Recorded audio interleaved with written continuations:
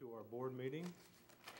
The pledge tonight will be read or led by some McFadden students: Olivia Jaramillo, Caitlin Baird, Sheldon Baird, Olivia Gus. I know I mangled that. How is it? Guzzi, okay. Sean Montgomery, okay. Elena Curry and Sophia Jaramillo. So, y'all, Joyce, did you prompt them where to stand? If y'all come up here, watch yourselves on TV later.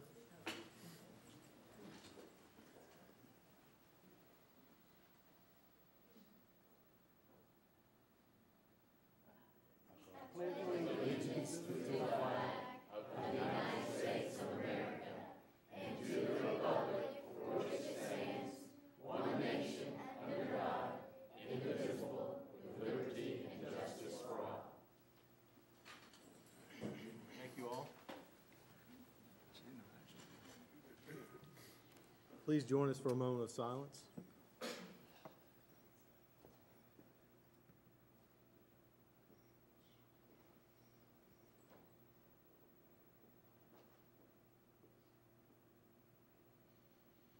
Okay, thank you.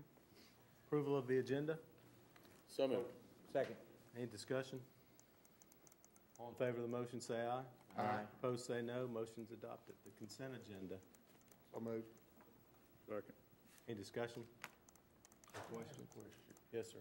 And I apologize for not answering, asking last night. On the bids for the school picture,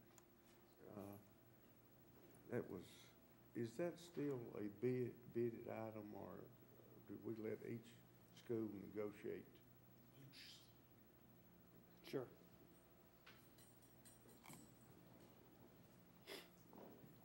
School pictures are one of those kind of anomalies. Basically, we send out a bid package. The principal chooses who he prefers, just weighing service, what the photographer offers as far as what they're going to do toward a yearbook, other pictures, all that, and we send forward the principal's recommendation, and that is in accordance with the state guidelines. So the principal actually gets to choose? Yes, sir. Absolutely. Okay. Okay. Other questions on the consent agenda? All in favor of the motion say aye. Aye. Opposed say no. Motion's adopted. Visitors. Mr. Ryan Nance. Welcome. Mr. Nance has been a very dedicated attender of school board meetings here in, I don't know, for several months. And activities. And activities, and I think you're getting ready to get your EDS, right? I'm working on it. I'm trying. Good evening, everyone. I want to take this opportunity to recognize a few people, Mr. Gill, Ms. Barnes, and Mr. Odom. As you said, I've got some certificates to present them with. I've been doing this since the beginning of August. So this internship that I've been working through has been a very long and daunting task, but I've enjoyed it. They've given me opportunities to come down here and meet with them and sit in meetings with them as much as I can, and I've thoroughly enjoyed it because, I've learned a lot of things at the building level, but at the central office, there's a disconnect because, I can't get down here every day, and see and observe and do what I want. So having this opportunity through my internship has obviously helped me, and I think if I ever given the opportunity down the road, I think I'd want to pursue that opportunity. So I just want to recognize Mr. Gill, like I said, Ms. Barnes, and Mr. Odom. And if you three wouldn't mind, would you come up front here, because I do have some certificates. And a picture of Mr. Evans.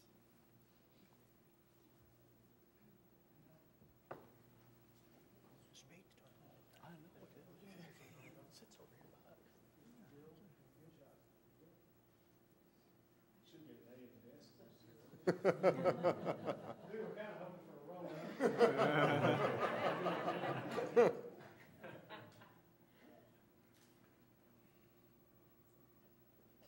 As Dr. Parker said, he's put a lot of time in, a lot of effort into his job, and he's really been a pleasure to get to know Brian, and it was really a privilege to get to help. So good job, Brian. Thank you very much.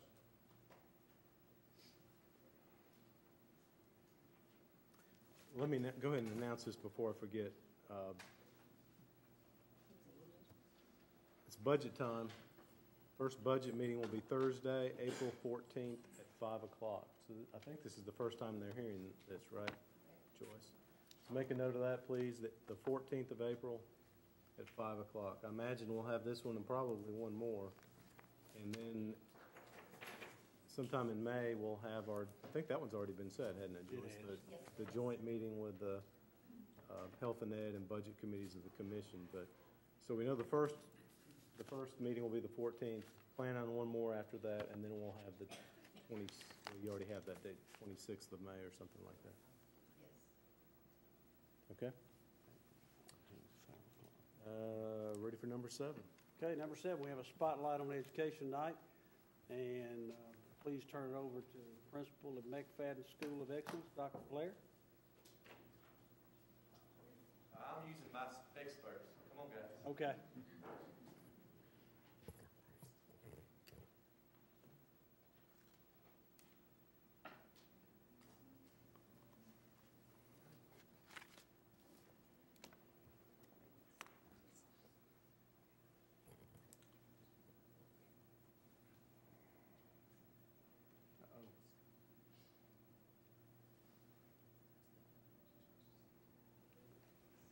Let me try.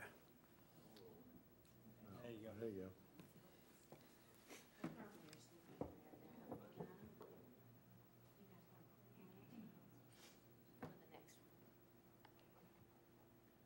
Thank you for having us this afternoon, and we look forward to sharing our vision with you. We began to be involved with an existing but abandoned pond during recess, which began a conversation of living things in the classroom. With the teachers' help, we began to dream of an outdoor learning classroom. Ms. Petty and Ms. Campbell then began to ask other teachers if they'd like to be involved as well to share our vision. We were excited when all the teachers in the building wanted to be a part of this project. We have several members of our garden committee here to help everyone see our vision with the use of iPads and Prezi.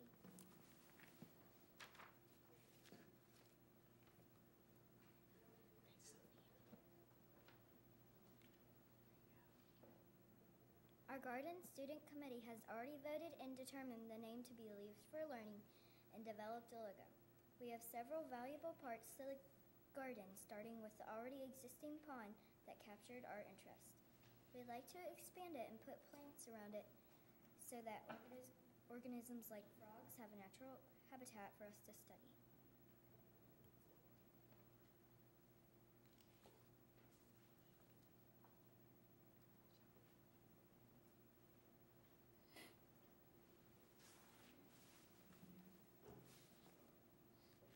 With the help of some community members in the state curriculum, we envision a path to make working in the rain garden, watershed, and garden area easy.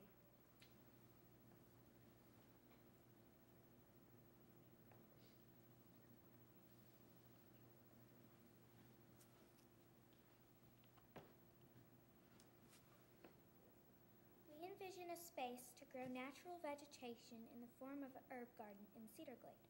Our kindergarten classes and second grade classes share the vision of an area for the area.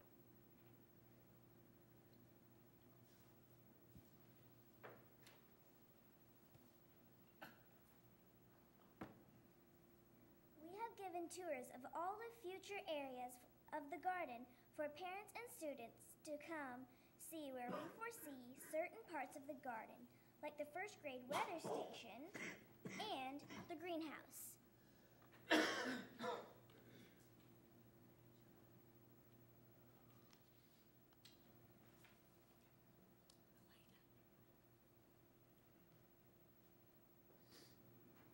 Our teachers and a recently formed grant team are working on funding for our vision. They have written, received, and are writing current grants to help us make our dream come true.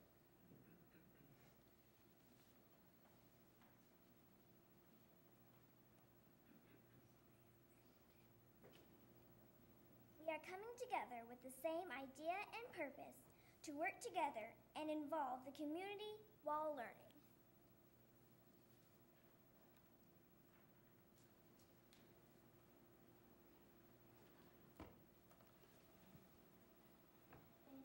Thank you.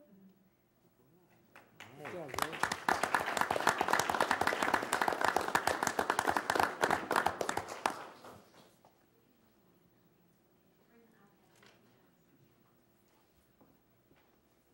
We're just going to say a few words because the children are really the reason we're here. And I'm Miss Campbell, by the way, and have the math and science lab at our school. And we want to thank you guys for taking the time out to really listen to them. They're very excited. And as they said, it started out as just an excursion in a pond that was already there that we worked on years ago. And now it's bloomed into a bunch of things. The whole school's bought in. And so we just hope that you guys can share in our vision too. And I think when you see the pictures of what it currently looks like, and when you can envision how beautiful we can make it, and we've got lots of support behind us. The parents have been amazing. The children, we all plan to work together all through the summer and everything to make it possible. Thank you. Thank you very much. Thank you, Ms. Campbell, Ms. Petty, and parents, and especially students, Dr. Blair, but students especially for coming and giving that presentation. We really appreciate it. Any board member have a question or a comment? All right. You all are welcome to stay, but we will not be offended if you leave. All right, thanks. Number 8. Number 8, update on the Tennessee First to the Top teacher evaluation model. As part of the Race to the Top initiative, the state of Tennessee will select a new teacher evaluation model effective 2011-2012. Training will be required for administrators and central office supervisory staff who will assist with teacher and administrator evaluation. The new model will be tied directly to student achievement data and other objective measures. And Ms. Barnes has been the point person on this, and she will update you on the new evaluation model. Yes, sir. Thank you, Mr. Gill.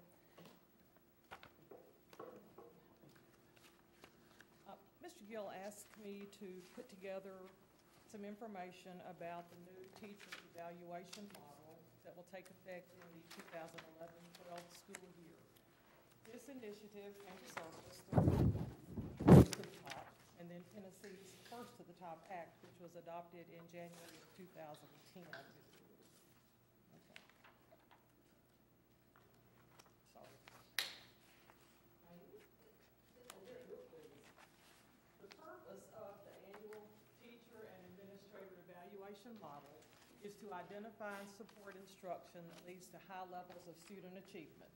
And the Tennessee First to the Top program is focusing on student achievement, as we all know. When teachers are evaluated starting next year, their evaluation is going to be comprised of many different things. 50% of their evaluation will be based on student achievement data. And that's a very big change from something we've ever done in the past. Of that 50%, 35% of that will be on TVAS, or student growth data, where it's available. Now, state committees are currently working to identify and recommend growth measures for those other 12 non-tested areas, and I've listed them there because they currently do not have TVAS associated with their particular subject area. But committees are working to identify some growth measures, and so those teachers can select from a menu of measures. Once identified, they'll be able to use for that 35%. Paula, what, unless you want to wait till the end to ask questions. Can I ask you a question now, or do you want me to wait? Certainly. What percentage of teachers are in that group? Do you have any idea? I mean, it's a pretty big chunk, I would imagine. About 50% of them, if not more. So these alternative measures are going to cover 50% or so of our teaching. Maybe a little bit more, but close to that. Of the 50%, the remaining 15% will use other objective student achievement measures. The TEAC, the Tennessee Evaluation Advisory Committee, is working again with state reps to identify a menu of options that teachers can select from to identify this additional 15% in cooperation with their administrators. And I'll talk a little bit more about that towards the end. But the chosen measures should reflect the educator's primary responsibilities during their regular school duties. The other 50% will use qualitative criteria from the educator's summative rating. This will include their classroom observations, their prior evaluations, personal conferences when they identify strengths and needs, and especially those domains in the rubric that observers are looking for when they walk into their classroom, such as planning, environment, professionalism, and instruction. For administrators, there'll be additional criteria pursuant to their employment contract that they have with the director of schools. This new evaluation model will have a totally different effectiveness rating. They'll differentiate teachers and administrators into 5 effectiveness groups, and you can see those listed: significantly above, meets expectations, below, and significantly below expectations. This is an annual evaluation of all teachers and administrators, very different from anything we've done in the past, and there will be a factor in personnel decisions, including retention, tenure, and promotion. So that also is a drastic change. The Tennessee Department of Education is expected to announce the selected teacher evaluation model by mid-April. We thought they would announce that model this week, but it has been delayed by another couple of weeks, so we're anxiously waiting. Once they announce the model, they'll open registration for all administrators and school teams, and for us, a school team is the administrative team, to sign up for a 4-day training cohort, and those will be conducted by the State of Tennessee Department of Education. At the completion of the training, participants must pass an online certification test in order to participate in the observation evaluation model with their teachers. We were contacted by the state, and Rutherford County has secured 3 4-day training cohorts in June to accommodate all of our system administrators and other key central office personnel. The state has told us no cohorts will exceed 45 persons, so they were able to give us enough time to train about 130 people in our system. The Tennessee Department of Education will provide ongoing training and demand support throughout the entire school year next year, according to the information we've received. Principals have been notified to reserve a minimum of 1/2 day during the first week of in-service at the beginning of this next school year, so they can introduce this model to their teachers and build a shared understanding of this model and all the things that it encompasses. They'll also need to plan 3 to 4 or more, however many is necessary, short sessions like a faculty meeting to go over and reinforce the information as needed by their staff. Again, the Tennessee Department of Education will provide online support to all educators. This is information they'll give us in depth during the training, but I understand that they'll have model lessons, they'll have scoring rubrics so teachers can see what type of scores certain lessons achieve by the evaluators. The observation rubric and explanation will be shared with teachers in August by each school administrative team.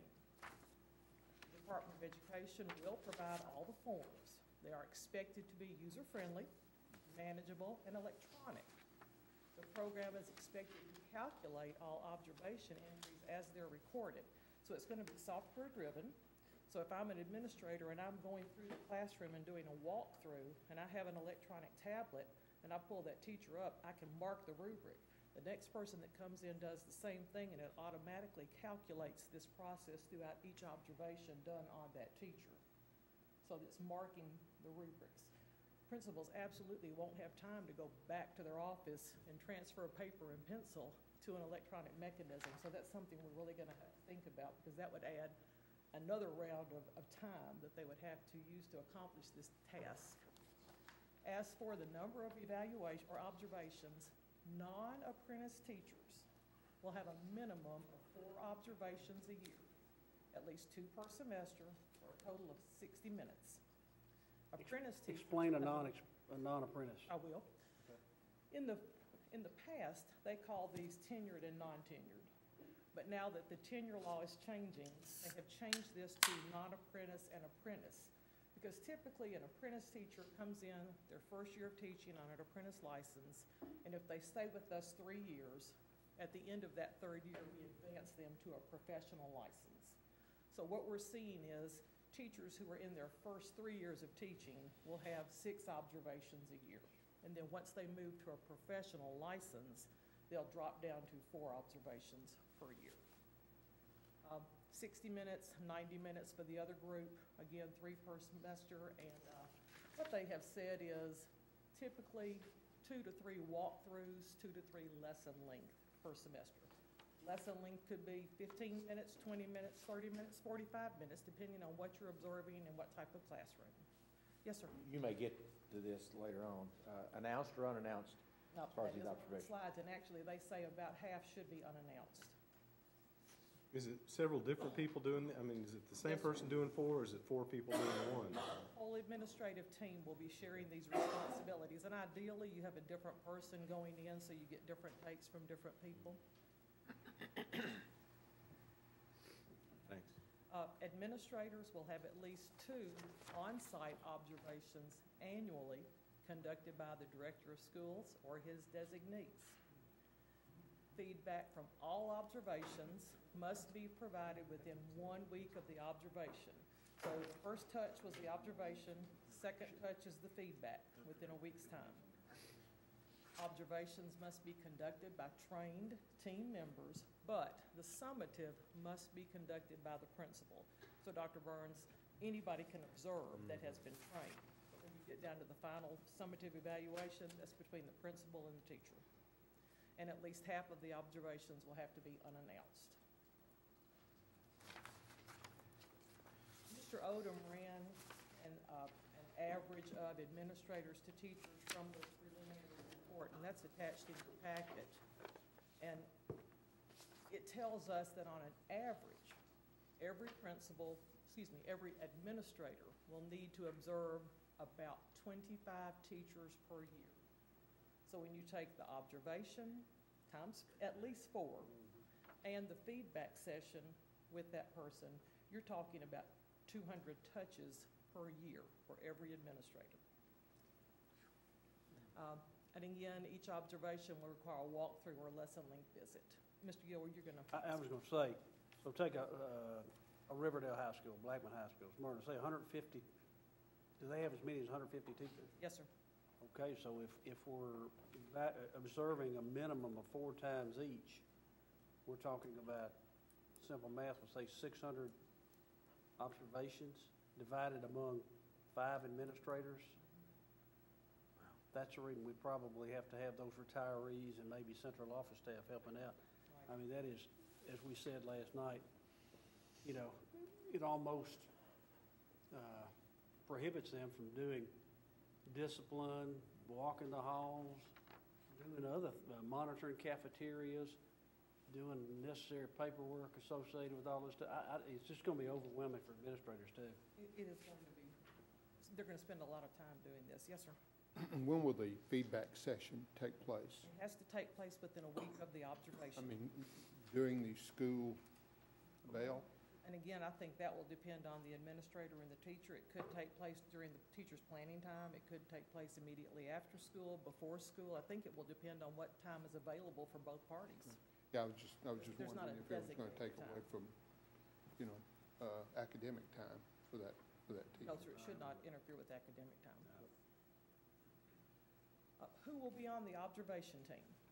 All of our principals, assistant principals, and we've identified 30 key central office staff, which would be all of our supervisors and coordinators that we feel could spend some time in the schools assisting our administrators to accomplish this task.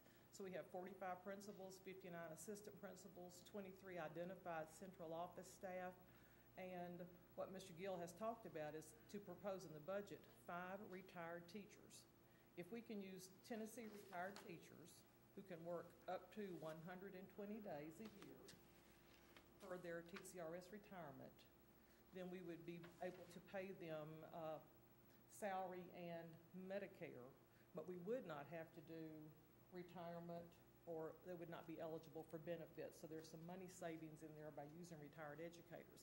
Plus, retired educators understand the system, they understand the evaluation process. The other consideration is an electronic tablet purchased for every administrator, which would allow immediate data entry during each walkthrough observation or classroom observation, so they can input data as they see it, rather than do it paper and pencil, then have to go back to the desk and transfer, which would require another batch of time. So if I can answer any questions, this is what we know so far. I'm sure sure we're going to learn more as the state presents information to us. Yes, sir.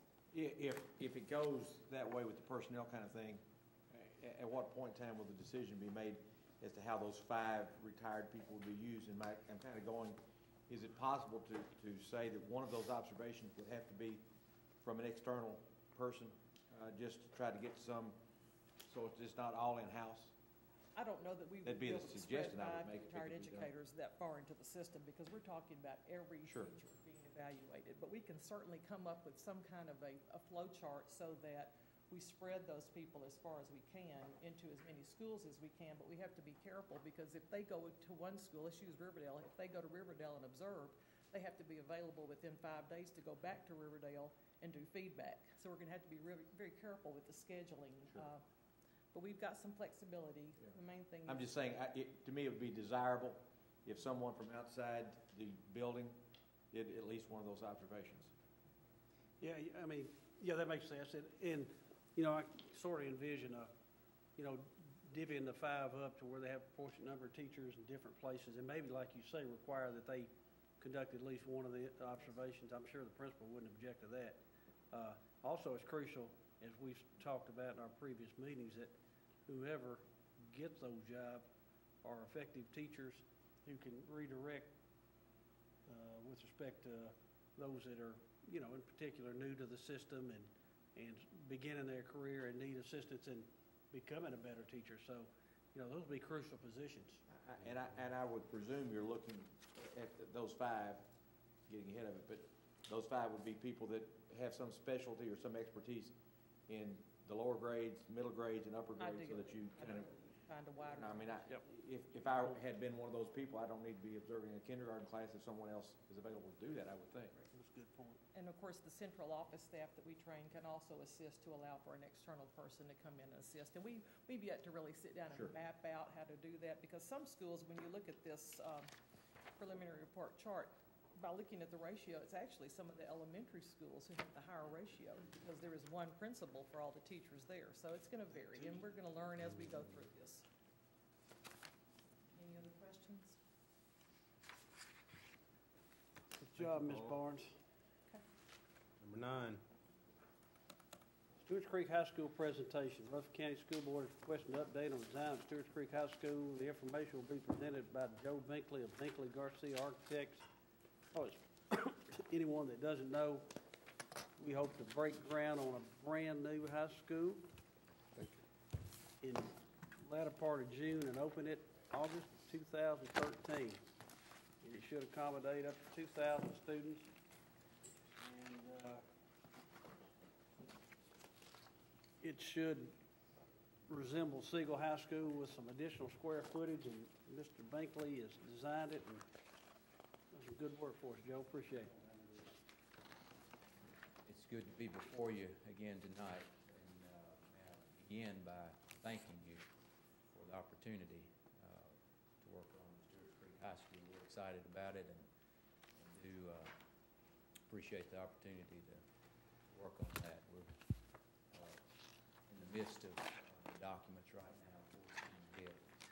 Gil alluded, we'll be going out for bid late May, and things started a good time with still good construction time. I will move through this fairly quickly and then be happy to answer any questions you may have. Let's see if this.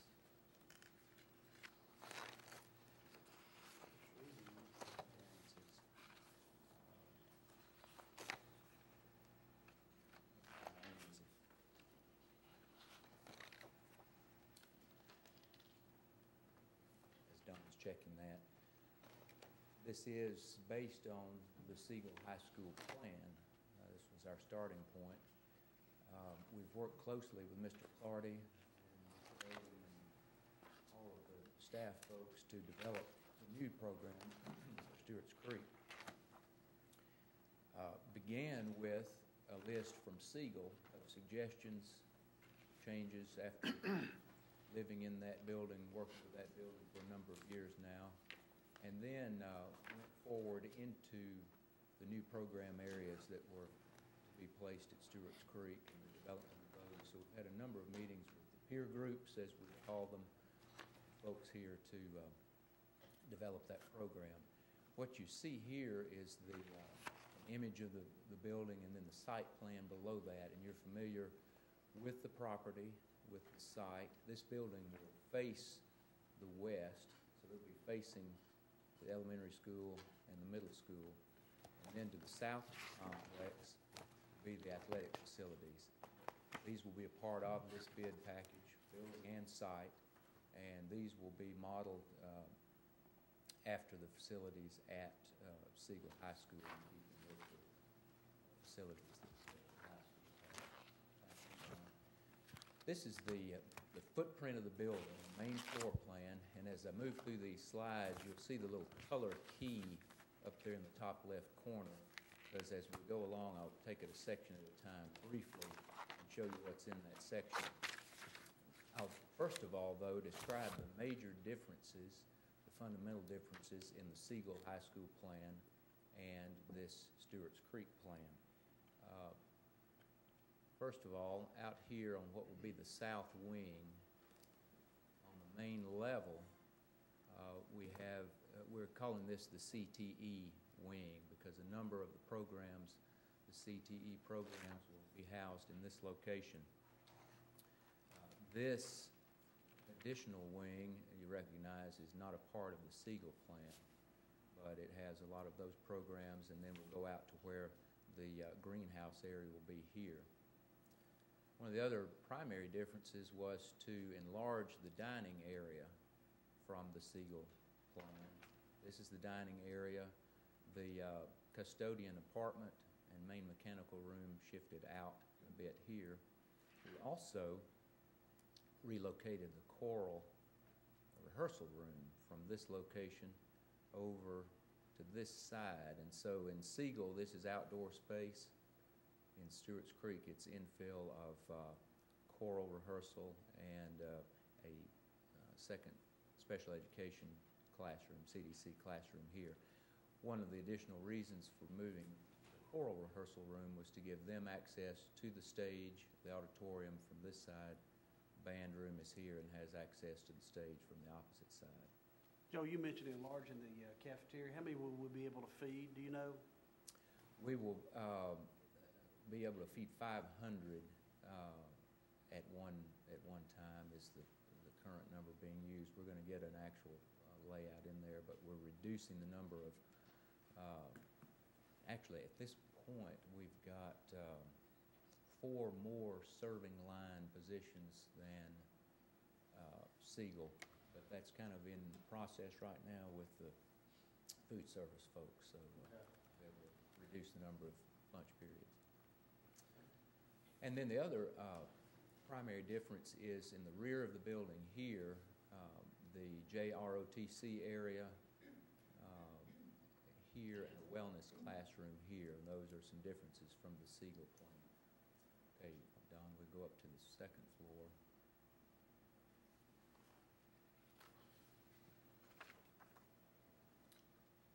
No, we're still on the first floor.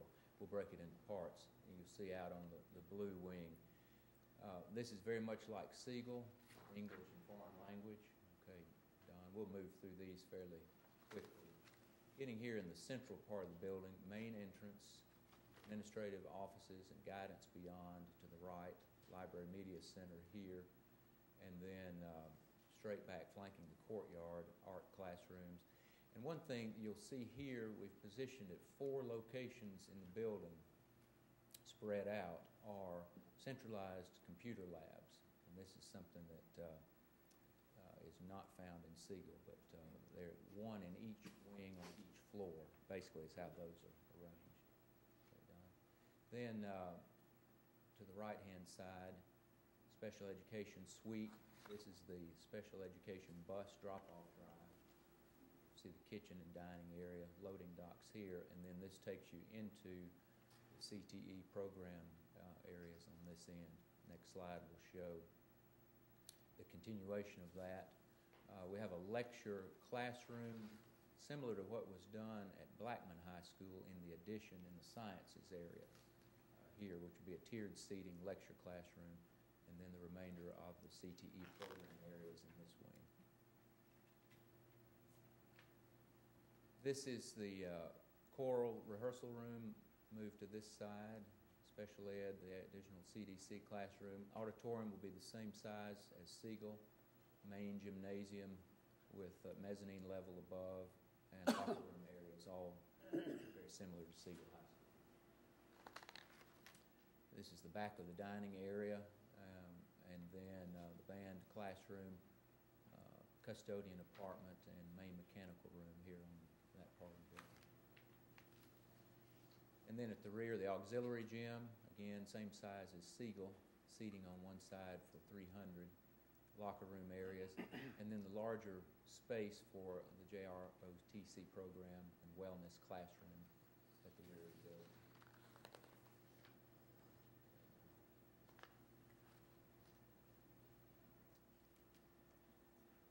We'll move upstairs now. This is the second floor, and just to pick back up on the additional square footage, at this end, we've extended the science corridor, added 2 science labs, so we have a total of 12 science lab classrooms in Stewart's Creek High School. And then we'll go to the planned parts now, Don, where you can see this in a little more detail. Classroom wing on the end, social studies, business technology classrooms, computer labs. That's a similar layout to Siegel. So the access to the second floor will be the same?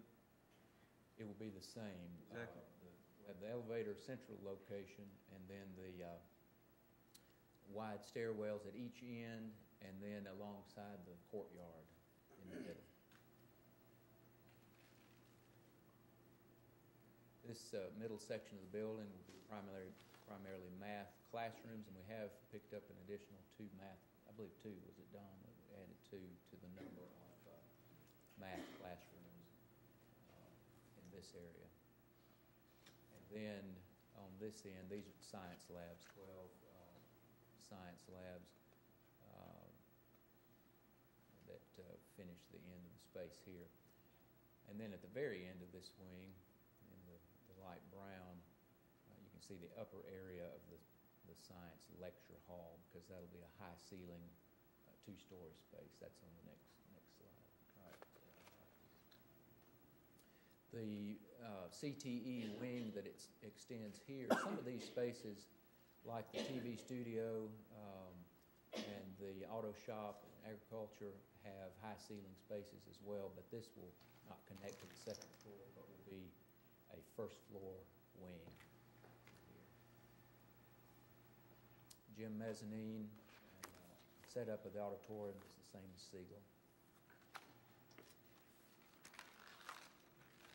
And that's the last slide. So hope that'll give you a good orientation to the difference. Siegel High School is 307,000 square feet total, and this building adds approximately 45,000 square feet to that number. So we're right at 350,000 square feet as planned.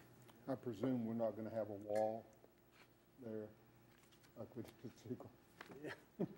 The chiller? The chiller. Oh, Lord, I hope. We will not have a chiller in this scheme. It'll be geothermal. Make Doris happy. That's right. The geothermal doesn't make any noise, right? I mean, the humming. Very, very silent. Good. With respect to the location, you don't have any kind of drawing that shows where it sets versus the elementary and middle school. Does it set more in, like, in between, in front? I don't show the elementary and middle school on here, but it faces somewhat between the two, but a little closer to the middle school if you're looking directly out. If you look at the very front of Siegel, the middle school, sorry, Dr. Burns, I'm shooting it at you here, is really blinded. Right in this He area. thought he was a target. With the elementary up this way. And so the main road that cuts down through the middle of the property right now, the divided road, this will be just to that southeastern side of that road. Okay. What we've got in my office, Gary, would that be a pretty good visual for him? Can you run over and get that? I think it is. Yeah. Now, the athletic fields will, the athletic fields, partly to the side, behind, and you may have mentioned that. Yes, sir. Shown here, this will be to the south side, is the football stadium, home side, visitor side, baseball and softball fields, the field house that will be a part of that in this area, and then the other field, some of at the Poplar Wood end and between the drives, there's a current soccer field developed. We're looking at what available space can be up on that end too for additional soccer practice field and that sort of thing. The primary outdoor athletic area though will be on this south side of the. Right. Somebody else may have a question, but I've got a couple more. But with respect to traffic, have we done anything? If we haven't, we need to get with it. We had some issues with. First of all, Smyrna's been wonderful to work with. We had some issues with respect to when we opened the elementary and middle school, and obviously we're going to dump hundreds of cars onto that site. Hopefully they'll let us open. Well, I hate to say Foxland because 8 people live on that road. We get stirred up, but that would be a tremendous relief of traffic in an artery that we need. But we need to really get with them and get started on that. You know. We have, we're currently expecting a traffic study result back at any time of that area. We're looking at lane widening down at the main road at Amberville. And then there's a possibility, and we're not ruling out, that we might open up both sides of the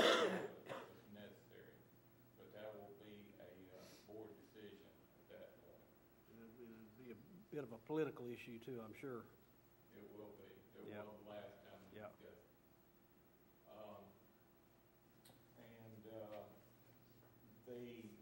You can see the layout much better.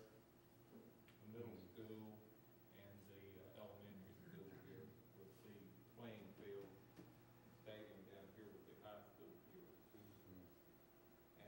And where you're referring to Foxland is over in this area, and then there's another street right over in this area that comes in.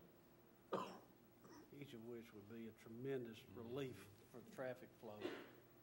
I know the people that live there aren't going to be too keen on opening those up, but you know, that'd make them privy to Rocky Fork Road and also straight shot out to Amville Road. It would be so helpful, but it will be contended. Questions for Mr. Pinker? As far as a traffic light there on Amberville Road, what would be the possibility of that or happening? We are currently working with the state and the town of Smyrna to try to get that issue resolved at this point. And I don't think we'll have any choice but to put one there and put a turning lane in also in Amberville Road. Why don't we stick those out in the lobby on an easel or something so people can see those? At Siegel, since it's construction, have we added anything even out at like field house levels or anything like that? Have there been structures that we've added that should be considered here? That's the reason, and that's a good question. That's the reason we formed teams out there to go back over what we've done, what we did. It seemed like we did something to a press box out there, or did we? Or have we done anything? They actually added one at the ball field, and they've also built a weight room on it. And it's been the board's position to just supply them with what's needed for the sport. And then the boosters usually chip in and do the rest stuff. They want an extra weight room or wrestling room, any of those. One thing I think we did do, though, Mr. Holliday, those additional science labs, are they you know where we've discussed adding on at Siegel? Yes. You've just taken advantage of that and done that in this plan, That's correct? correct. Yeah. That wing and Siegel was planned for future expansion to the building, right there. I certainly understand the centralized computer labs, and I think, wow, that sounds right. And yet I also think about even future site beyond that. Are computer labs still a viable part of it? May absolutely be. Or are we seeing computers more in every classroom as opposed to those centralized locations? Is that something that, our computer education is still saying that those consolidated computer labs are still very valuable? I think the answer is both, don't you, Don? I mean, there It's are, both. there are Okay. computers. All right. everywhere. That makes sense then. Yeah. We heard a couple weeks ago about the aquatic farming at Eagleville, the greenhouse space. Could it potentially support that kind of effort, or is there anything that we could do to plumb it appropriately or anything like that in planning? I think it supports that kind of. I think that is a good idea. The specifics of the greenhouse have not been mentioned yet, but I think that's something definitely to. But early look at. on. I don't know that we've talked about specifics there. Early on at Siegel, they did many of the things that Eagleville aspires to do, which I would assume that they'll have those same options in their greenhouse. They had the fish ponds, they were raising all kinds of vegetables, and there were tremendous opportunities. And I think this would lend itself to doing those very things. Yes, it will, and we're planning for additional greenhouse space at Stewart's Creek because that was one of the notes from Siegel. They needed additional space for some of those new programs. And perhaps in infrastructure, plumbing and such, for specifically that aquatic concept. The soccer field that you mentioned, to the north end of the property, that potentially would be used by the high school? I think that's not been stated that I know of. Which one are you referring to? The one that's in use now by the... Yeah, in between the drive up there. Yeah, I just heard it mentioned here. There's a soccer field developed at the north end of this landscape. It's partially, it will be mainly what we have now in the other high schools is a very good practice field. And the main games are usually played on the stadium. Okay. At the stadium. So what we do is we provide them with an area that they can practice on, and then a lot of times they choose to upgrade that so they can play on it at times when they can't get on the other field. The Siegel Band, are they on a grass surface or are they parking lot? Do we happen to know? They are parking lot. Okay. Matter of fact, we provide some extra disconnects and things so that the entire parking lot doesn't have to be on just when the band is out there. So there's all kind of options. And we have had a massive group of people involved in developing this plan. We went out with the Siegel folks. We met with them, Mr. Odom and I did, and we had a huge list of items, small things even, that we adjusted in this one to try to meet the needs.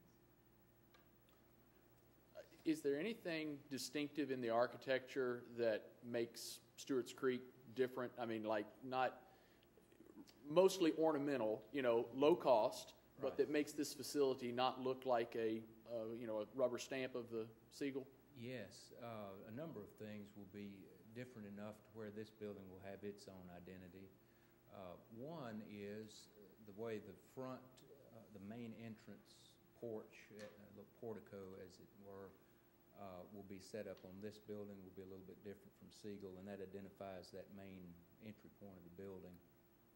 That's also a little more in keeping with the architecture at the elementary school and the middle school. But then the brick selections for this building will be in the compatible palette of the elementary and middle school brick there at Stewart's Creek. And window frames will be, are planned to be a darker window frame here than the light aluminum frames at Siegel. So there will be roof color, the metal roof color. There'll be a number of things that will make that a little more distinctive.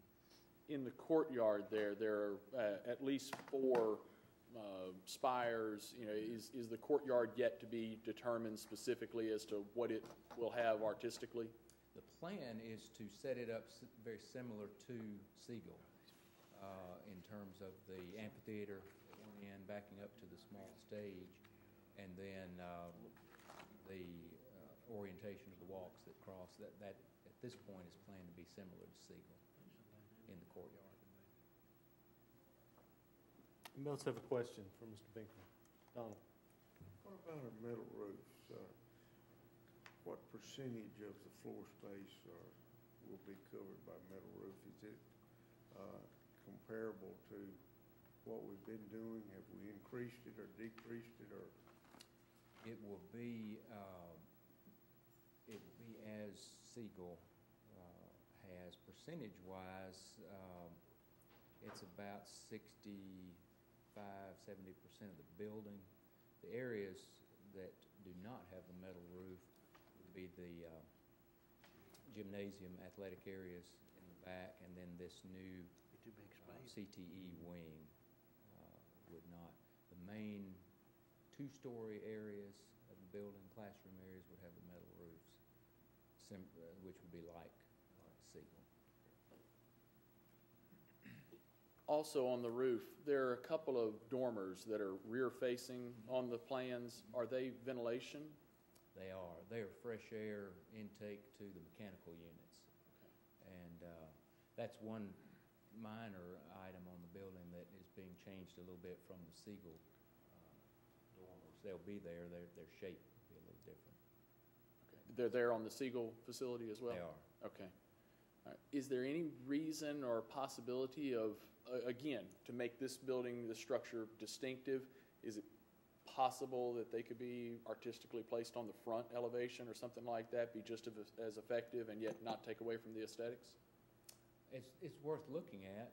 The placement of those mechanical rooms is at the rear side of those rooms, and so those dormers just come right into those mechanical rooms. But we'll make a note of that and study that a little bit.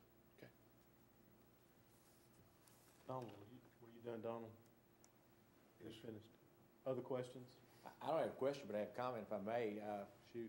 My parents' property in southern Indiana, where I grew up, backs or is visible to the high school, which has now been put down, and a new high school has been built. I just want to comment that high school there was built at about $15 million more than we're getting here, and it's about a 1,200 student high school. So maybe you need to set up your business in southern Indiana. You might can make more money. It's staggering to me what kind of a value we're getting here right at $50 million. When my mom and dad told me the price of that building, I couldn't believe it. So I went and researched it myself and found that out. So we're getting, as far as I'm concerned, a real bargain. But it's not enough. Not enough. Not enough. You're always looking for ways to improve. Yes, sir. When do we go out for bid again? At the end of May. End of May, 45 days? It will be 30 days. 30 days. Bid in June. So we won't probably get started till July. Okay, I was hoping for June, but, okay. Late June. All right. Thank you, Mr. Binkley. Thank you. Appreciate that Appreciate report. One more question connected to that, Dr. Burns, if you don't mind. Sure. Hey, Mr. Clardy, just quickly, Eagleville. Now we go out for bid, middle of May, late May. What's the status on Eagleville? Eagleville will follow 6 weeks after that. 6 weeks after that to go to bid? Go to bid 6 weeks after the season. Okay. Yes. And we should know it that, we'll have plenty of time to do the evaluation on the high school, know how much money we have left over. Okay, number 10. Report on priority goal number 2, attention to at-risk subgroups as defined by the Board Strategic Planning Retreat, February 12, 2011. A, we'll talk about current needs and corresponding strategies. B, identified gaps requiring additional attention. And C, a plan for additional strategies targeting those gaps. Mr. Odom will present.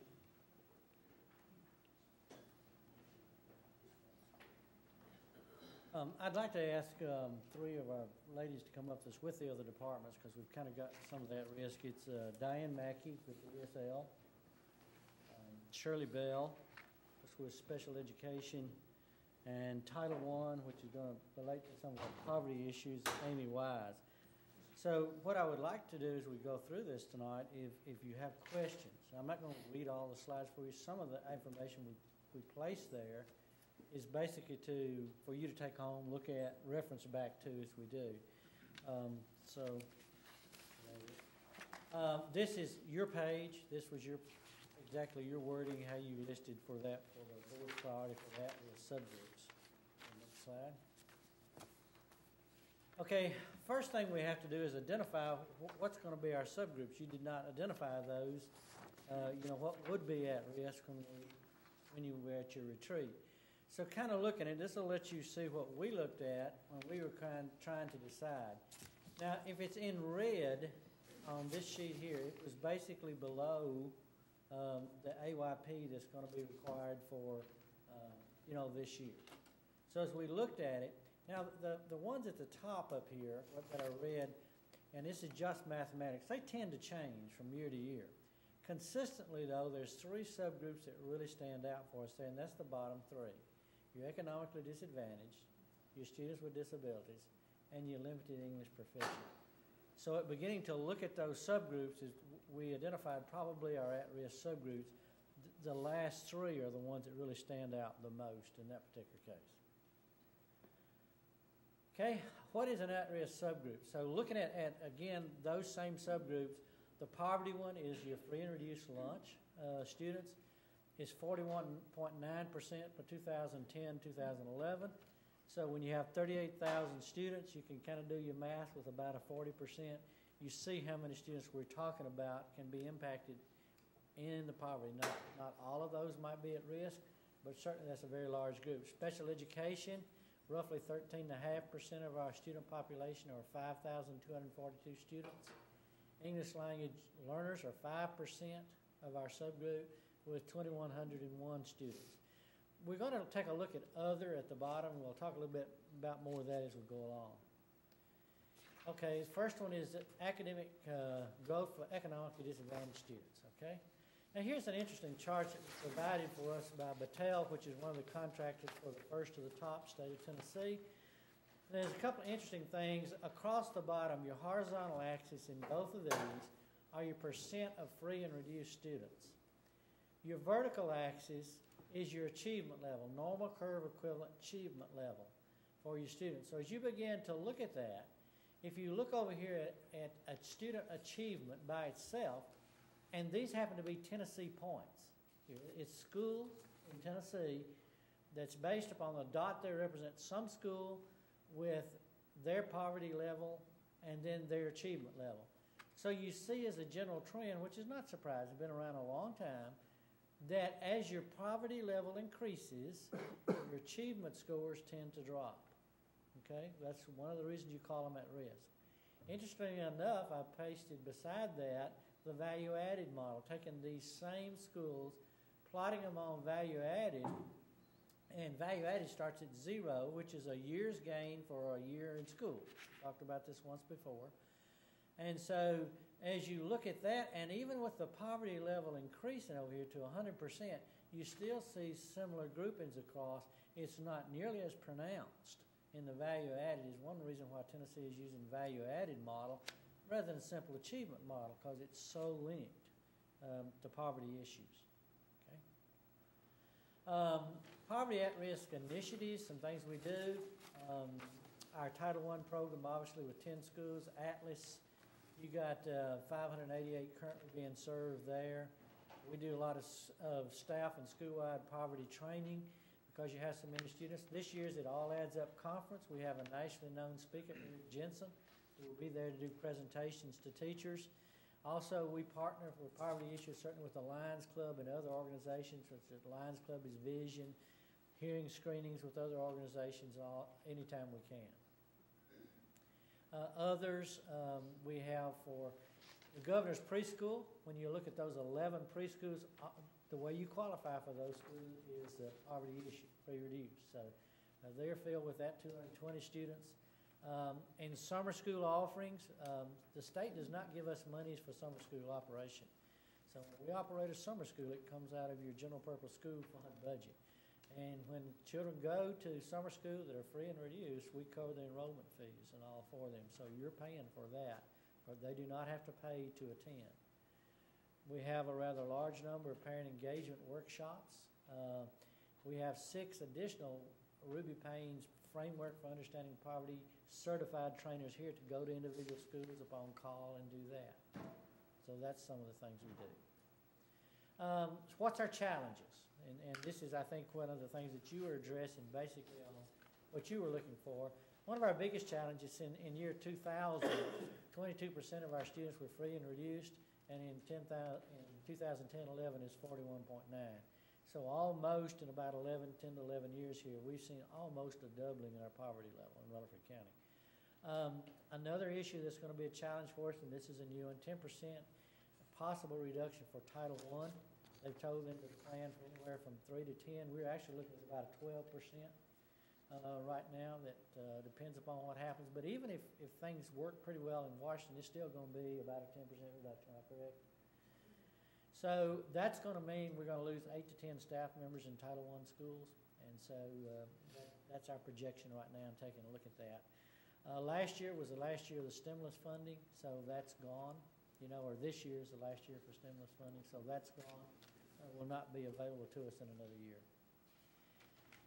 Some of our strategies for success, again, we do after-school tutoring, summer school options. One of the things that you have, very often poverty students cannot stay after school. We do some in the schools. We've been using a lot of your extended contract monies for that. That's up in this year's budget to whether it will be extended or not. We just don't have an answer for that now. And that really only covers students who stay late. His parents may pick them up. That's within the child care after school. Some of our Title I schools do have, how many do the after school? You got one now? We have one that's still running. Step up if you want to. We've had 3 schools total that have offered after school through extended contract and paid for the transportation with their Title I funds. And their enrollment went from about 20 students to about 200 that would stay a couple of times a week. And it just was invaluable. But we've had about 3 schools that had the funds available to provide transportation because it's very expensive, but it's a great use of funds. Title I funds is what they use at their school to do this. Okay. The staff position, are those EAs? No, they're teachers. They are they're teachers? certified teachers, and I call them extended contract funds because we try to mirror the county's extended contract funds, but they're also they're Title I funds too. They pay for the personnel and they pay for the transportation. I think he's asking for those 8 to 10. Are they? Oh, I'm sorry. The ones that we're losing, that's Yes, right. ma'am. 100% Title I funding, and there's 7 teachers and about 6 to 7 EAs, depending on the school. The other thing we notice is guidance services. People that are very often in the poverty situation do not realize opportunities, and so that's something that we need to train for there. Other questions about the poverty or anything that you might not understand? Anybody? Yes, sir. Even with the success of these programs, they're still not going to fund them. I mean, it's pretty obvious you have some successes out of these programs, and they're just, the government just... It's part of the cutback, I think, overall in expenditures. But this is a critical area that they seem like to me that they're not putting the emphasis there, that they put it at one time, and the successes have been there, but they're still overlooking the fact that it is, and the need is still there. Bear in mind, you have 10 Title I schools. We have 25 elementary schools. So even at that, Title I touched 10 out of 25. There's obviously students that with free and reduced lunch at all the other schools too. So again, that was very often extended contract and other things that the schools could do to do that. But we do offer the summer school, middle school, and high school. Okay, taking a look now with students with disabilities, if we can look at that. These are the 16 areas that certification, I won't read those to you. You can read that the state of Tennessee uses identified to qualify for special education services, any of those 16. What do we do now? Some of the initiatives, the school assistance teams, when a teacher or a parent says they'd like their student tested or screened, the student assistance teams go into action. They meet collaboratively together, discuss that student, decide can they do some interventions. If the interventions do not work, then we usually go on into the testing phase to see if they qualify as a learning disability or other things. And then, of course, individualized education plans for students that qualify. We've, in the last couple of years, taken all of our special education teachers, not all of them, but those that we could during the summer, be funded partially by special education funds to go through our Summer's Writings Academy to try to get the writing scores for special education. That's a third of their reading, language, arts scores is writing. So teachers attended that, and it did go up. Lots of assistive technology and instructional software that's tied to SPED. A thing for you to see as you kind of take a look here, in the parentheses happens to be Rutherford County students, all of Rutherford County. Remember, there are 9 categories under No Child Left Behind, 9 subgroups. One of them is the all. So as you look at this today and everything that we're talking about today, a student could literally be in 4 of these subgroups or something at one time. They're going to be in more than one. They're going to be in the all, and then they got an ethnic group, and if they're in special ed or ESAL or something else, they're going to be in another category. So when you look about what's our challenge with SPED, in elementary math, we scored it to 24 percentile, which would be advanced or proficient. But for the all subgroup, which includes that 24% of SPED, it was 44%, so some 20% less scoring with your special ed students. Reading, language, arts, 63% for all students, 37% for your special ed students. See, these are the things that put you on target if you're not very careful. High school, you're 26% versus 55, and then 36 versus 77. A lot of challenges for us here. Weighted hours of service and available personnel takes a lot of, we get lots of requests for principals for additional special education service because they know that's the ones that very likely to place them on target. To try to increase individualized instruction. Technology, we need some upgrades with that, which we've been able to do some with. The other big challenge for us as special education students, they're tested on whatever grade level they should be in. It doesn't mean a child could be functioning at 3rd grade level. If they're in the 6th grade level, they must take the 6th grade test. So, I mean, they do not give you the test based on your instructional level. It's wherever your placement happens to be. So that's a very tough thing. Been going on the whole time.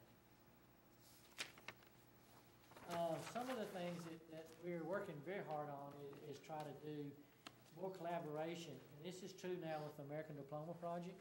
We're trying to these students, for them to have the opportunity to graduate and do, working a lot with career and technical education, to try to link these two together to get classes for these students. We're spending a lot of time training, teaching teachers about how to read the data, use the data a little bit more. Very important to them too, because now 35% of their scores is value added, and another 15% is other student performance, as Ms. Barnes said earlier. So 50%, the teachers are really quite open now to looking at that. A lot of training and support with special education teachers, general education teachers, and we're just doing more and more of that. One of your biggest problems, though, will be the cost for additional instructional personnel.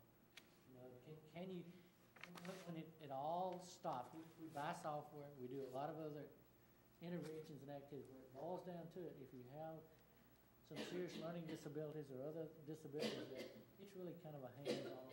It's another person taking a small group of students and trying to address that need. Those of you who have been principals know. Don, I'd be curious as to what type of retention rate we're able to do. Shirley, you might answer with special education teachers is what is our retention? Are we seeing sped teachers stay in the special education areas longer, In shorter? certain areas. In certain areas, resource versus comprehensive developmental classrooms, sometimes it's harder for the retention with the students with more severe disabilities. We usually see anywhere from about, I would say, 30 to 40 turnover each year in the system, in special education. Are they, you sense they're going other places, or you sense they're trying to get into the regular classroom Different situation? areas, yes, sir. In the different areas. So we're seeing a fair amount of special education teachers coming in as they foot in the door to hopefully move into other position maybe. Sometimes they're dedicated and they'll stay with us, you know, the 3 to 5 years. It's in any line of teaching, we're looking at about a 5-year retention sometime with some of them. That's the years we'll lose them after 5 years sometimes. Anything that you can suggest to us that we can do to retain special education personnel better? I think what Mr. Odom went over about the additional instructional personnel, Ms. Wise and I both talked, and we formed a committee when we were looking at the ERA funds, what would best benefit our students, and that's always additional hands make the difference with that population of students. The additional hands are tied to additional money. Yes, sir.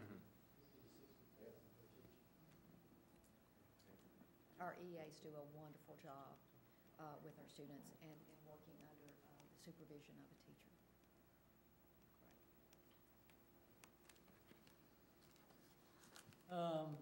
English language learners, that's Diane Mackey, and that's the third group we identified, so we'll look at those. Some interesting thing here, currently in Rutherford County, English language learners are in 39 of our 45 schools. There are 64 language groups from 53 countries.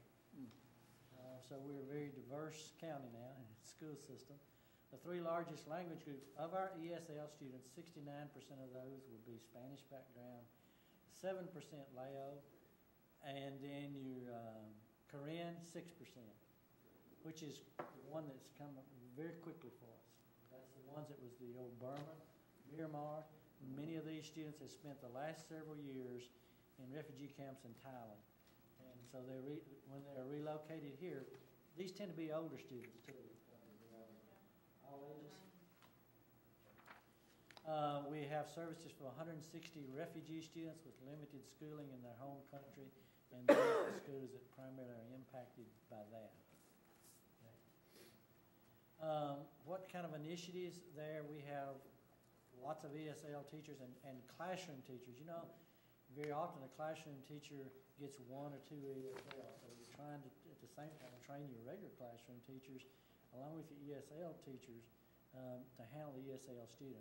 We have ESL specialists, a facilitator working in the schools. We added a facilitator to work with all teachers last year, which is very similar to our facilitator with our regular teachers. We have one with ESL that works with that. We have a parent involvement facilitator, refugee community liaisons, bilingual educational assistants, you know, kind of the whole gamut of things there. Here's your interesting thing again, when you look at adequate yearly progress, once again, in parentheses, it's all students, and this is your scores of ESL students. Again, math 24% for ESL, 44% for your all category population. Reading language arts 25 versus 63. You see a difference there even in what you did spell. Because their issue certainly, it would be reading this language. The other thing that you run into there, they have to be tested on their grade level for the limited English proficient subgroup. They're like special ed. You know, if you were going to a foreign country, for the people that's watching us on television, and you go to that country and say you're an 8th grader or age for an 8th grader, after you've been there 1 year, if you use the United States rules, you'd have to be tested as any other student when you hit that 9th grade, take the same test, even though you've only been there for a year. First year exemption for reading language arts only. Even the first year they take the science and the math, that they come here. That's really interesting for our people who come in late in the year and that sort of thing. we're having an increased number of students with limited or interrupted schooling. You have a question about that you'd like Ms. Mackey to answer? Any question about this category? It's a lot of students, over 2,000. Has there been any changes on the funding on those? I mean, obviously, everything's gone down after some of the initiatives that we talked about earlier, but as a rule, the funds are not there as much as they were. Even though we're having increased numbers, we're still not getting the adequate funding. Well, the state funds ESL teachers on a 45-to-1 ratio. So for every 45 ESL student, for each group of 45, one teacher is funded by the state. And that's not adequate. And that doesn't mean that that person has 45. It's an average across the system. And then we do receive some federal funds, but they're rather limited. And we expect the same cut that everyone else is expecting this year. And our federal funds are pretty limited. We can't fund any teachers with our federal funds. We can't fund anything that the federal law or the state law requires us already to do. Our federal funds have to be used for extra things beyond what is required by law. Do we get any break because we're having, I guess, maybe a drawing type community here where we get a lot of these mix of folks that come in, but we're obviously costing us a lot of money to educate them. There are some funds for immigrant grant funds that we have had in the past, but we have not qualified for those for the past 2 years, which is kind of amazing to me. So no, other than that, there are no special funds. Are we still the third largest population of ESL in the state school system? We are. Norfolk County has the third largest population in the state of ESL. Behind Nashville and Memphis, and then Rutherford County. We mentioned that the first-year exemption for reading and language arts is inadequate. We certainly want those students to ramp up and get up to speed, in language. But what might you suggest? Is it a 3-year lag that would be beneficial, or more than that? I think 3 years would be certainly more reasonable. And the exemption, remember, is only for reading and language arts. If a student registers in our school system today with no English skills, on April 14th, they're going to be sitting with a TCAP test in front of them with math, social studies, and science. So what they're going to do, I'm not sure, but it's really unrealistic to be expecting students to do anything at this point. Math being, a more objective subject, is there any consideration that you would suggest there? I think the idea that math would be a more objective subject is not as accurate as it has been in the past, because our math now requires a tremendous amount of reading skills. Right. Okay. So you would think all subjects, at a 3-year minimum? I would like to see that. Great. I would like to see something more than we have now. But NCLB at this point mandates what we do with testing. Okay.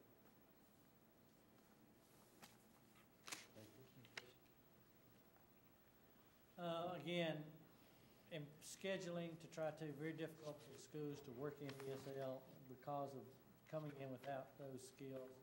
We're trying to increase the ESL content and services, providing the others more training. Again, they are very similar to our special education students, that they benefit greatly from very often summer school or other times where you can give them additional time and support. This is the fourth one that I just want to kind of show you the future. And this is the No Child Left Behind Act of 2001. So to kind of give you some things to look at here. The initiatives we do in there are professional learning communities, the intervention time within the school day. We have 9 response to intervention elementary school sites. And we have middle school mathematics, reading, and mathematics labs that we use with 2 additional teachers in all middle schools.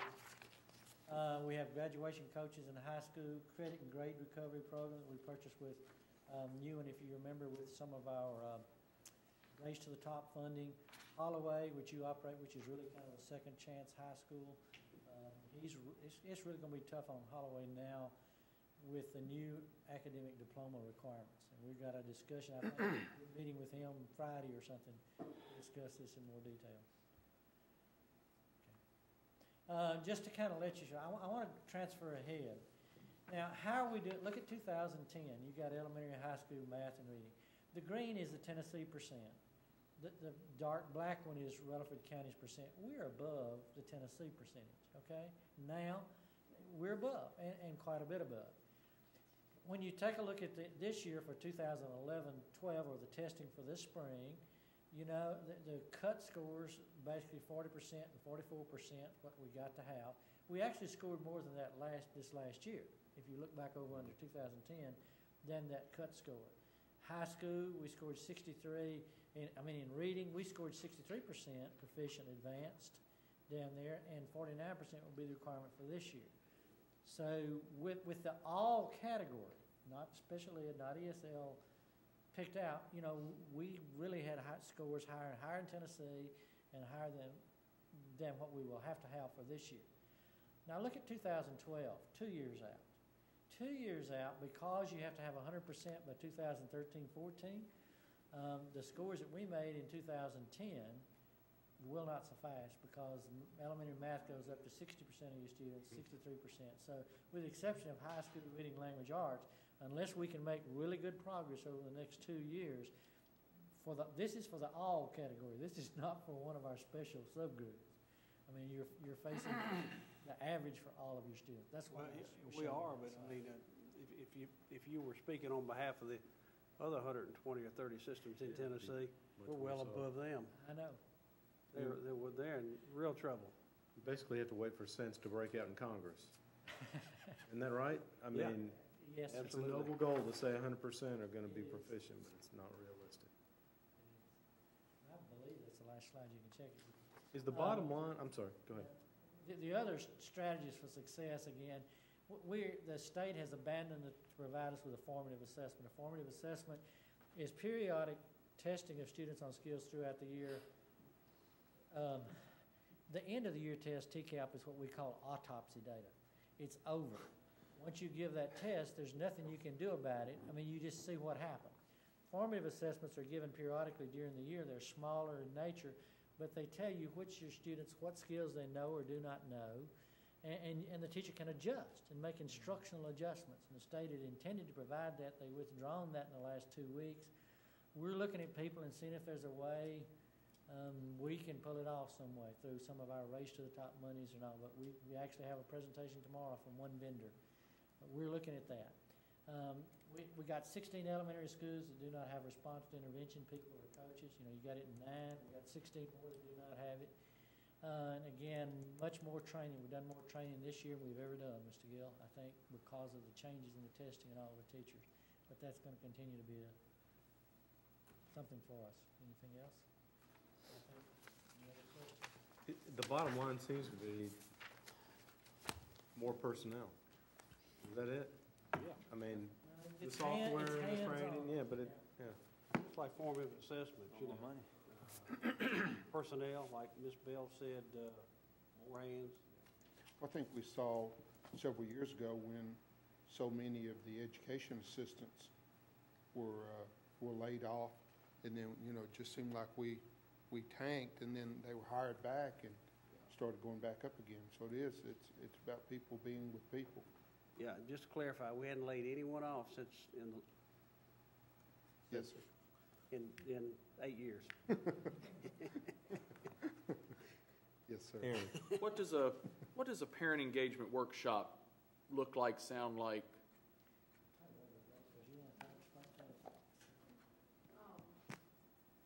For example, we had one today, and we had the NPT person come out and talk about which was PBS, Channel 8. They do a lot of educational programs, and so we had them come out with our parents. And they talked about getting ready for TCAP testing, what they could do to help during that week of testing, and making sure they were there at school. Also, a lot of health and nutrition. She went over a lot of health and nutrition and how that helps with behavior and academic achievement. We had our translator there provided with the ESL department. Those are the kinds of things that we do. It's usually parenting tips, how to help with mathematics, how to help with homework, those kinds of very helping the parent be a better parent to the child to help them achieve. How is the community responding?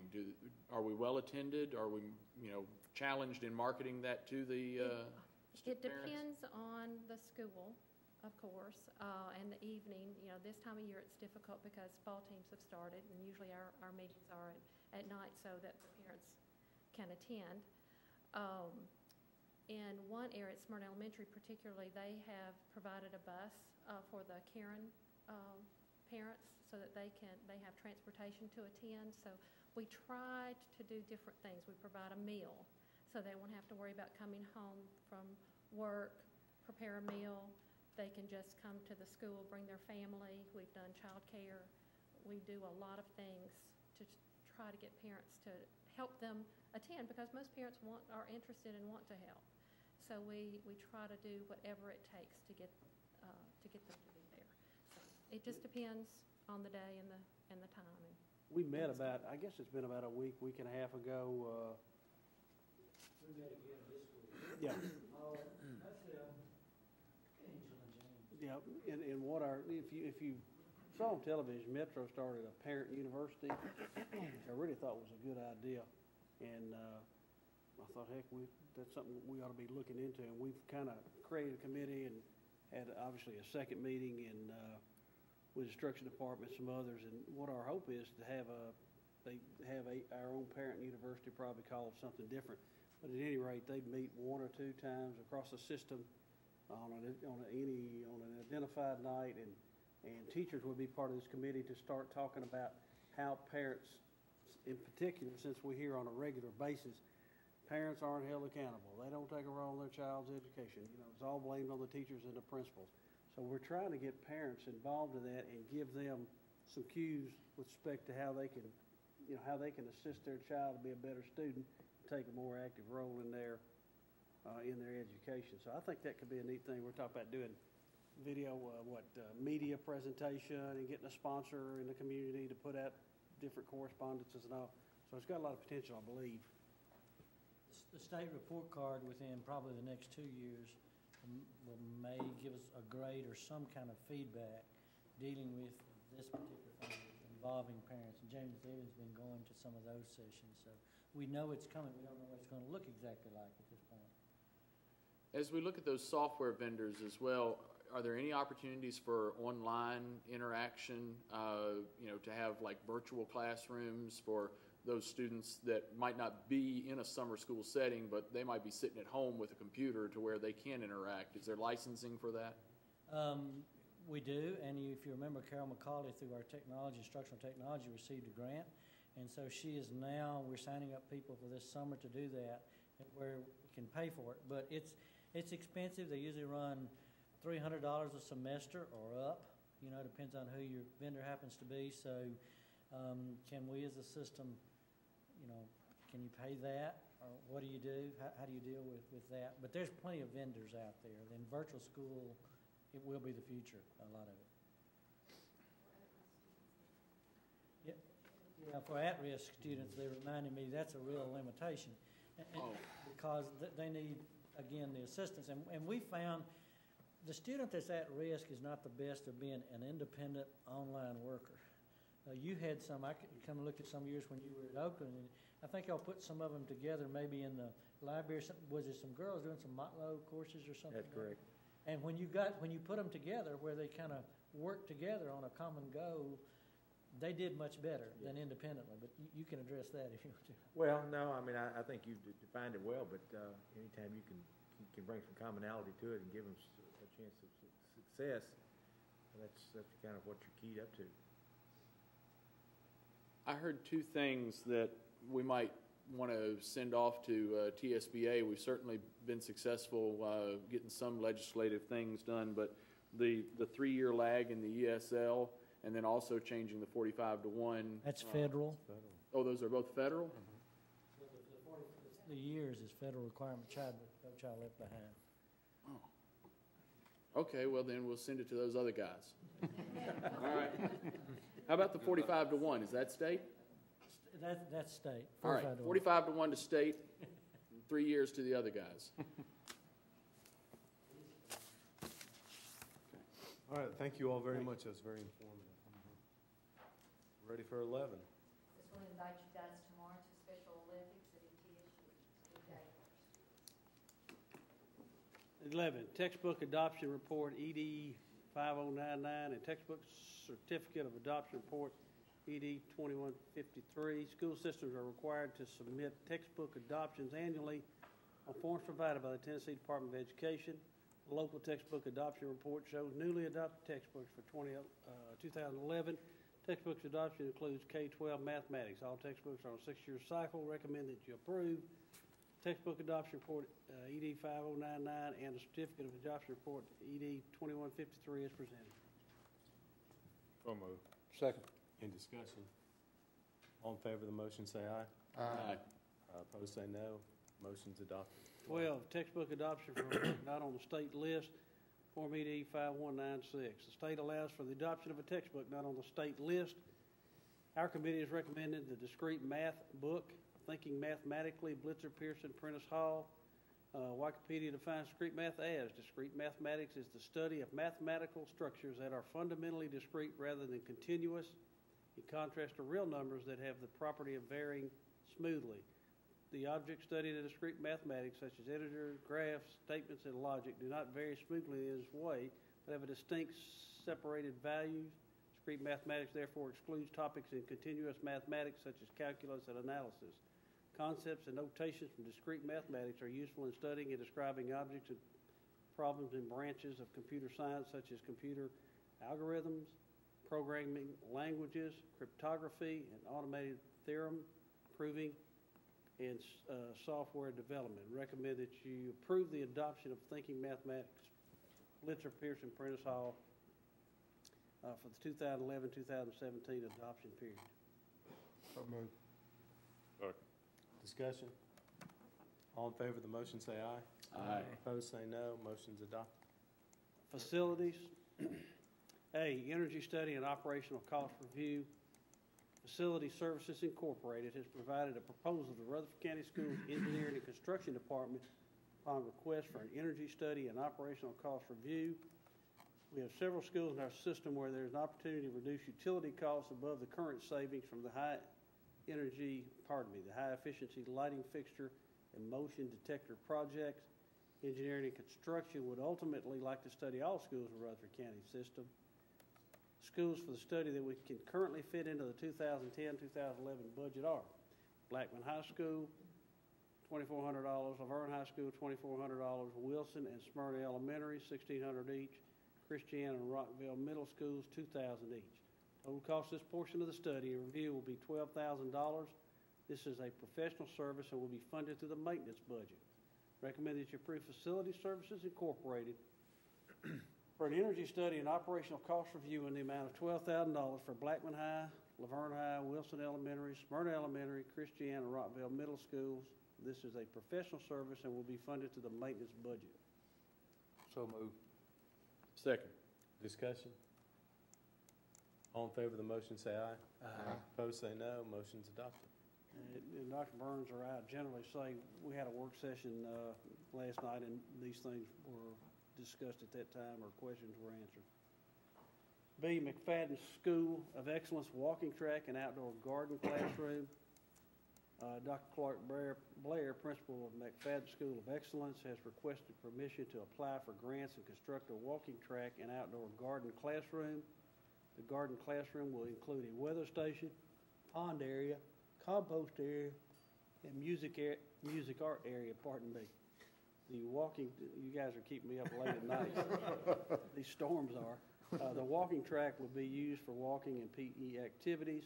Both areas have been inspected by Rutherford County Schools Engineering and Construction Department and are suitable for the proposed use. And just a quick compliment, Dr. Blair, you guys do a really good job doing these kind of projects. You got real active involvement, good job.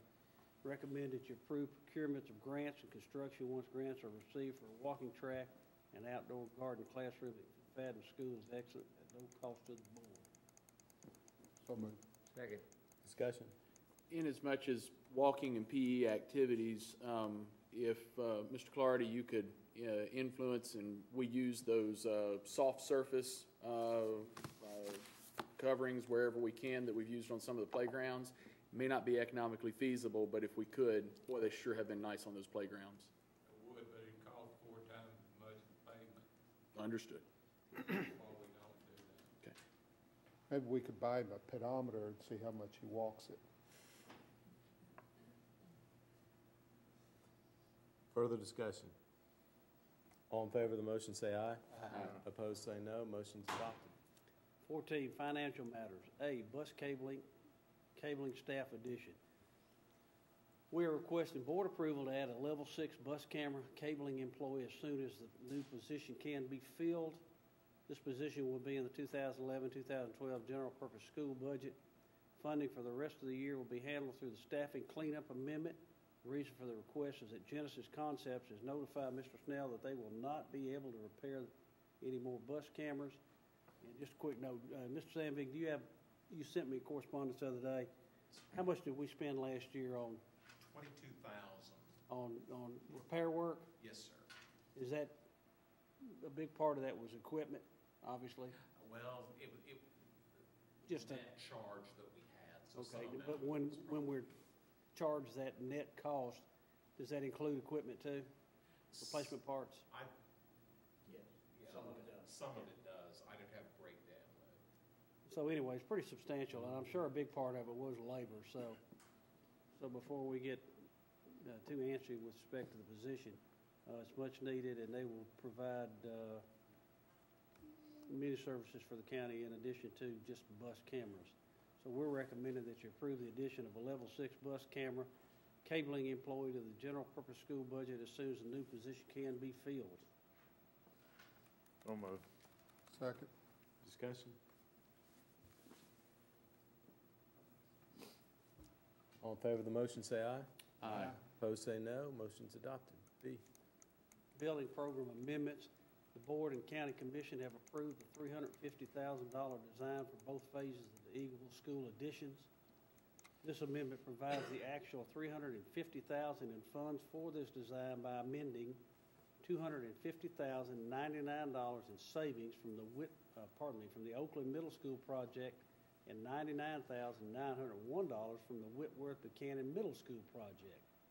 It also amends $59,184 from the campus school renovation budget to the new elementary school's budget for architect fees. The cash in the new elementary school's architect fee line is being used to temporarily fund the design of Stewart's Creek High School. Recommend that you amend $350,000 for the design of the Eagleville School addition from $250,099 in savings from Oakland Middle School project and $99,901 from Whitworth Buchanan Middle School project, and to amend $59,184 from the campus school renovation budget to the new elementary school's budget for architect fees as presented. So moved. Second. Discussion? All in favor of the motion, say aye. Aye. Opposed, say no. Motion's adopted. General discussion? Hearing none, we're adjourned.